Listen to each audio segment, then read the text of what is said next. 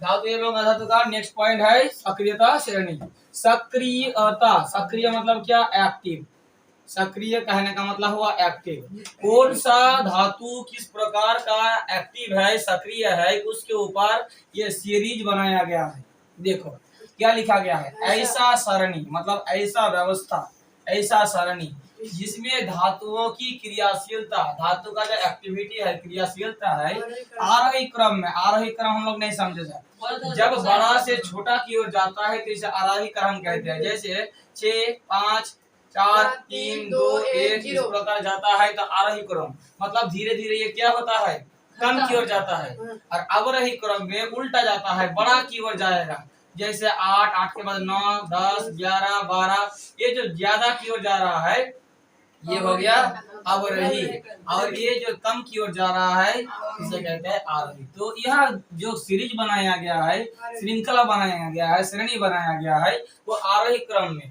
तो ऐसा सरणी जिसमें धातुओं की क्रियाशीलता आरोही क्रम में दर्शाया जाता है उसे धातुओं का सक्रियता श्रेणी कहते हैं। आएगा सक्रियता श्रेणी किसे कहते हैं, क्योंकि हम लोग का 2.5 नंबर का लिखना भी है, ये सब बहुत इंपॉर्टेंट। यह हम 3 भागों में कुछ तत्व को लिए है, कुछ धातुओं को लिए हैं और उसको 3 भागों में बांट दिया है। एक है अधिक अभिक्रियाशील, मतलब इस प्रकार के जो धातु है बहुत तेज गति से क्रिया करता है, अभिक्रिया करता है। मध्यम अभिक्रियाशील, ना बहुत ज्यादा ना बहुत कम, और ये है कम अभिक्रियाशील, कोई कोई तो करता भी नहीं है, बहुत करता तो बहुत कम है। तो चलो देख लेते हैं कि कहाँ तक हम अधिक अभिक्रियाशील मानेंगे। याद रखने के लिए एम याद रखो, एम आम समय हम वही याद रख दो। आम potassium, sodium, calcium, magnesium, aluminium, ये जो धातु है ये अधिक अभिक्रियाशील धातु है। याद रखने के लिए हम लोग का ट्रिक मिल गया। हम calcium, sodium, potassium, magnesium, aluminium, सबसे अधिक अभिक्रियाशील धातु पूछेगा तो तुमको पूछेगा कि सबसे अधिक अभिक्रियाशील धातु के, तुम बोलना के, उसका आंसर है क्या है, मतलब हु, तो पोटेशियम। क्यों? क्योंकि ये सब तो पटा लेता है। समझ में आ गया? तो ये हो गया सबसे अधिक, उससे ये कम, इससे कम, उससे कम, लेकिन ये सबको हम क्या बोलेंगे, अधिक अभिक्रियाशील धातु। बात समझ में आ गया?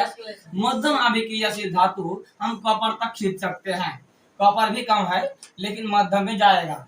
जिंक, लोहा, लेड, शीशा, हाइड्रोजन, कॉपर, ये सब धातु मध्यम अभिक्रियाशील है। याद रखना ही होगा क्योंकि ऑप्शन में आएगा मध्यम अभिक्रियाशील धातु है। यहाँ से एक, यहाँ से एक, यहाँ से एक, इस प्रकार ले लेता है। ये आप पूछ देगा डायरेक्टली मध्यम अभिक्रियाशील धातु का एक उदाहरण दे।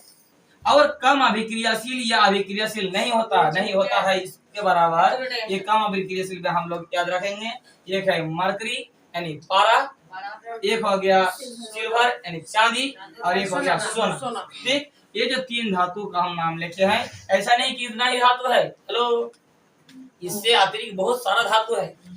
यहाँ जितना लिए है उदाहरण उतना याद रखो, बहुत इंपॉर्टेंट है और किताब में दिया हुआ है।